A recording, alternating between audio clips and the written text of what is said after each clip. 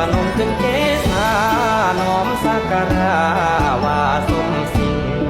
มงคลยิ่งดีล้วนเลิศแล้วแสนประเสริฐเถิดแล้วดวงแก้วแก่นธรรมงามล้ำโสภาเฮืองห้องทั่วลาทั้งของแท่สองวันธนา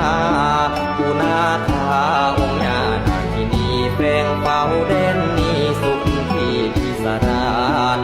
โภกกรรมเบิ่งแยงทั่วลาประชาอยู่เย็นเปรียบประดุจดังเห็นเพื่อนผู้เป็นจอมนาคามิ่งบารมีใส่ส่องนวรญาตุดพองพระกายรัศมีผู้บุญผู้บารมีพญานาคินีสีสุขสวัสดิพรงามงอนอ่อนระถวยอานงจอมปราดเบื้องวงชมยงสง่างามเรื่องลือ